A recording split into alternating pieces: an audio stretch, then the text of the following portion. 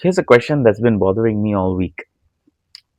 So in 1964, there was a lady named Kitty Genovese. She was attacked outside her apartment building in New York City. It was in the middle of the night, and there were like 38 neighbors that heard it. Some saw it from their windows, and for 35 minutes, not 35 seconds, nobody called the police. 38 witnesses, one victim, zero intervention. So when psychologists studied this, they found something that shook the field. Like they were like, presence of other witnesses didn't increase the chance of help. It decreased it. And we've seen this everywhere. People, taking their cameras and, shooting things rather than helping because they feel someone else is going to do it, right? The more people are watching, the less likely an individual felt responsible for acting. They called it the diffusion of responsibility. And this is one of the core foundational findings in social psychology. Now, here's the part that should make every security professional uncomfortable. Now we're coming there. The average security operations center, or the SOC, today receives like 11,000 alerts per day, some even more, 6 digits. That's a lot. And there are like 10, 15, or even 20 people on the floor, analysts that are actually looking at these screens.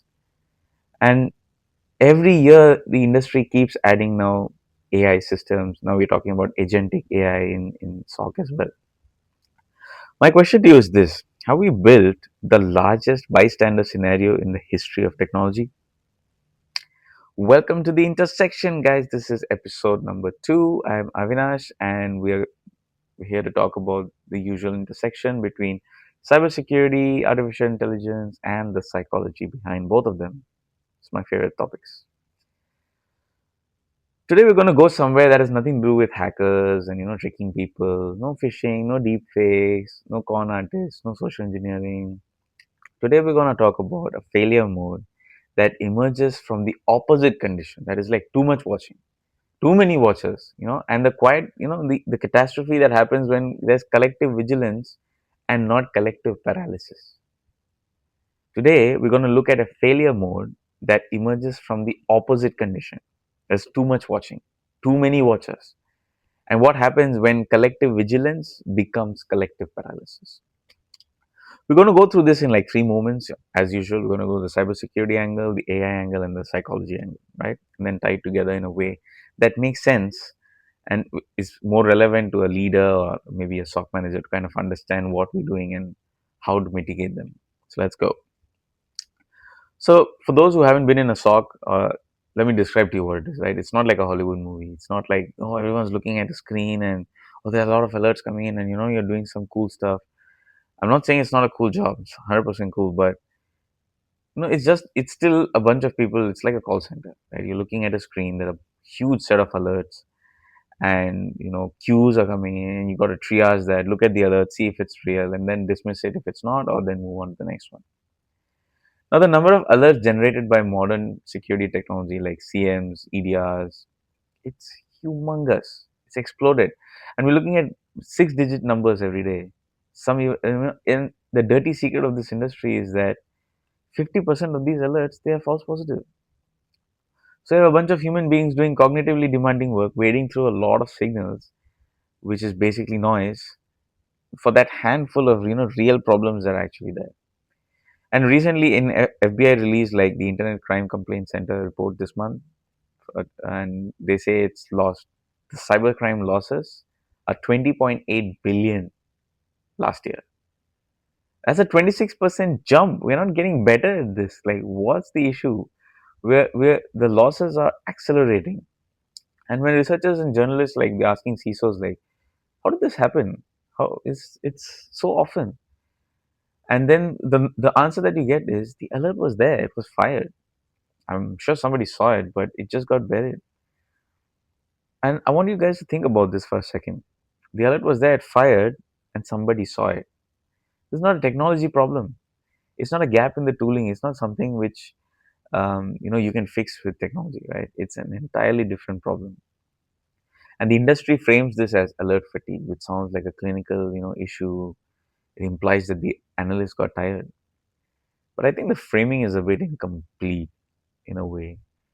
It's not just that they're tired. is that in a room with 15 people watching the same alerts, you're just going to think, oh, this is a small, less critical alert. Someone's going to fix it. I'm not going to do it. They have reasonable assumption that someone else is on it. Here's a real data point. 83% of IT security professionals, they admitted that burnout-driven errors had directly resulted in security breaches. Not almost breaches, actual breaches. And here's what makes this particularly cruel for the people in the roles, because 71% of the SOC analysts experiencing burnout say that they experience burnout because they're doing too much work, too much, too much to look at, too much to wade through, and it's so boring. 64% said they're considering leaving the professional within a year because there's no growth. So the people we are relying on to catch the signal, the data, and craft out the signal to noise ratio, they're already burnt out. They're the most burnt out workforce in the technology sector, and they're leaving. We had more people to watch it. We told AI watch it. AI is watching alongside the people, and still the costs are increasing. The cost for cybercrime are increasing. The losses are increasing. So which brings us to part two, the pitch for AI and AI security operations. And I've done that myself. I've honestly done it in many digital transformation conversations. It's something like this, right? So humans can't process a lot of alerts. They have fatigue. They get tired. They have cognitive limits. AI doesn't tire. AI can process like a lot of events and alerts. Use AI to filter out the noise. May use it for false positives and let humans do the more complex stuff. It's a good pitch. It's true, largely true. AI native security platforms into 2026 can reduce false positives by significant margins. We've got Mythos, we've got Project Glasswing, we got GPT 5.4 Cyber OpenAI released this month, specifically focusing on cybersecurity. Tools are getting better, but here's the problem. Here's what you don't hear in vendor presentations, including mine.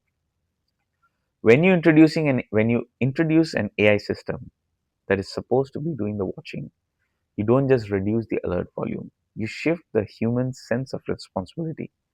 Because now there's another watcher in the room. There's another watcher, and that watcher doesn't complain, doesn't take coffee breaks, doesn't miss shifts.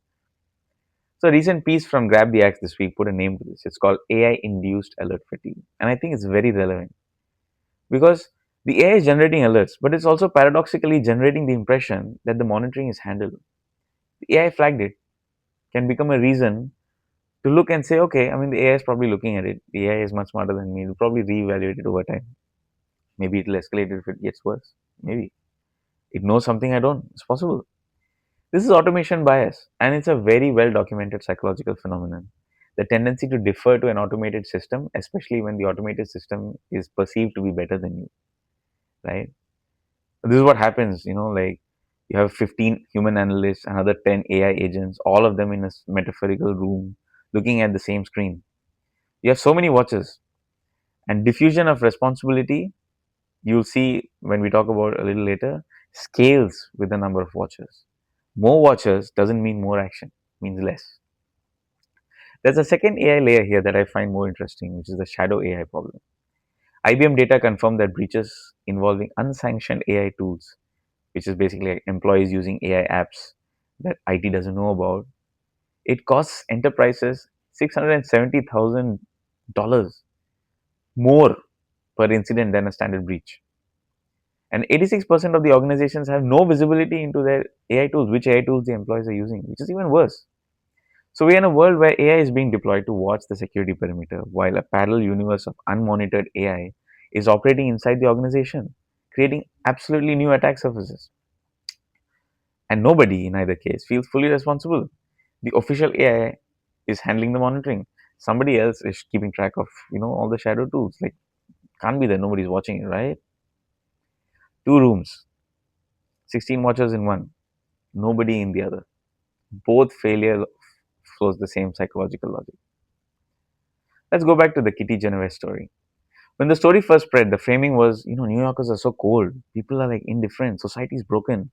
The bystander effect was interpreted as evidence of moral failure of society and apathy. But that's not what psychologists found. What they found was the exact opposite. In their famous elevator experiment, they staged emergencies and varied how many people were present. And what they discovered was that individuals who witnessed an emergency alone acted almost every time. 78% response rates. And more people in the room, the response rates dropped dramatically. With 5 people present, response rate fell to around 30%. The bystanders weren't apathetic. They were uncertain. They were looking at other people in the room to calibrate. Is this really an emergency? If it was serious, wouldn't other people be doing something? The very presence of other calm, non acting people served as social proof that this situation didn't require intervention. This is a profoundly social cognitive mechanism. It's not about bad values, it's about how humans read situations through other people. Bring it back to the SOC now. You're the analyst. It's 2 in the afternoon on a Tuesday. You're, you know, they're on the first hour of your 6 hour shift, an alert fires. You look at it, it's a medium severity flag on some lateral movement behavior. You look at the queue, there are like 300 more alerts behind it.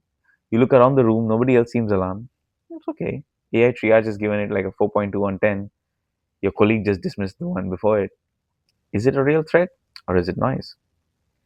In that context, every signal you're receiving from your environment, the other calm analyst, the AI score, the alert volume, the hour of the day, is what is it telling you? It's telling you it's noise. Nobody's looking at it. Nobody's doing anything. AI says it's low quality, 4.2.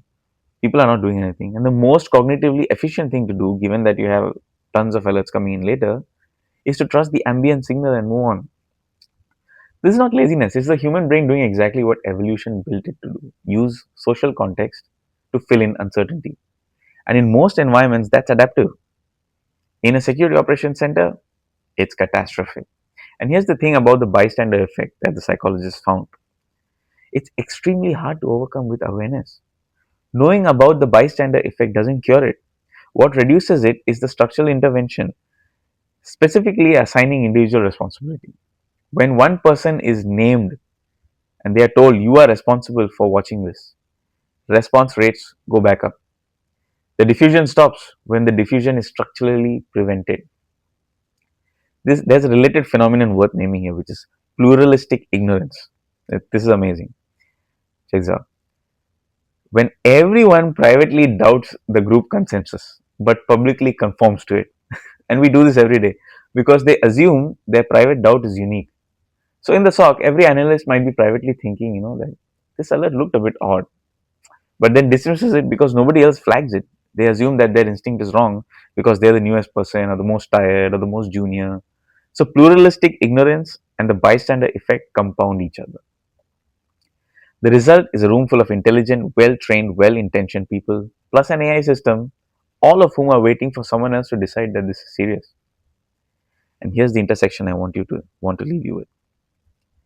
In a modern security operations center, you now have 3 categories of watchers: human analysts, vulnerable to the bystander effect, alert fatigue, pluralist ignorance, and automation bias; AI triage systems, which can surface alerts but cannot hold responsibility, and whose presence gives human analysts a psychological permission to defer; the organization itself, leadership, compliance teams, executives, who have often checked the "we have a SOC box" and moved on, under the assumption that the SOC has it handled. 3 bystander layers, each differing to each other. The analyst differs to the AI differs to the analyst, the organization differs to both. This is why the FBI numbers are going up. Not because our tools are bad, not because our people are like incompetent, but because we have built systems that are structurally optimized for diffusion of responsibility. And then be surprised when nobody acts. The psychological insight here is actually hopeful though, because psychologists show us that this can be fixed. It's not more watchers, it's named ownership. It's breaking the anonymity of the crowd. When an alert is yours, assigned to you by name, with a timestamp and an expectation, the bystander dynamic dissolves. You can't look at the other person and say, oh, they're not doing anything. The AI score is just data, not a verdict. Your job is to make the call. The organizations that get this right in 2026 are not the ones with the most AI. They are the ones who have redesigned around accountability, where the AI filters out the noise, but every high fidelity alert lands with a named human, and that human knows their response will be reviewed. It's less about technology and more about social architecture in the room. That's why we're talking about this in the intersection. Let's talk about practical activities you can actually incorporate. The first thing you can do is audit your alert ownership model. If your SOC receives an alert that goes into a shared queue with no automatic assignment, you have a bystander architecture. The fix is not hiring more analysts, it's building a rotation model where every alert above a threshold gets a named owner. That single change, backed with 30 years of psychological research, will improve your response rates.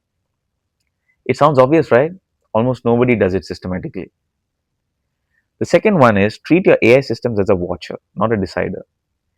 When you introduce an AI triage tool, be explicit in training, in process documentation, in team culture, that the AI score is just input, not verdict.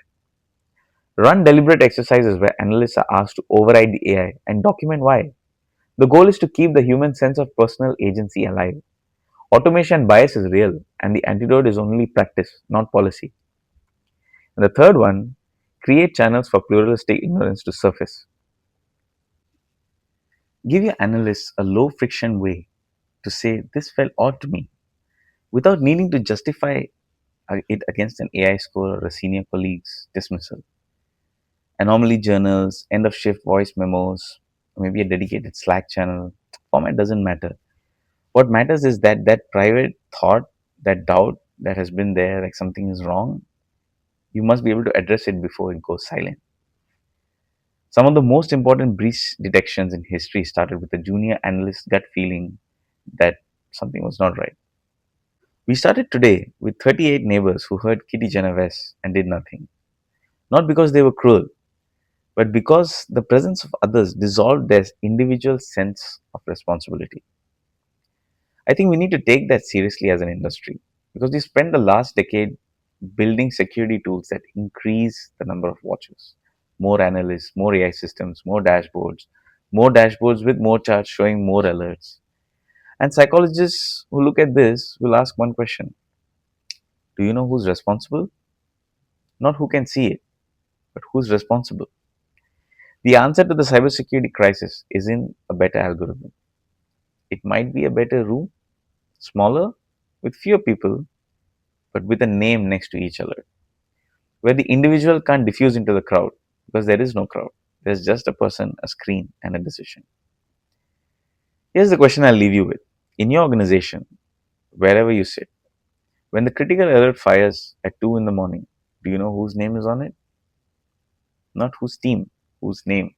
Or are you somebody who's just going to call the person you know who's going to fix it the best and say, can you fix it right now? Or can you find somebody who can do it right now? This has become a big issue. You don't want to be that person. And if you don't know who the name of the person is or what they're going to do, you might have a bystander problem. I'm Avinash. This is The Intersection. I talk about cybersecurity, AI, and psychology. You could have been anywhere on the internet seeing any video, but you saw this video till the end. So thank you and see you in the next one.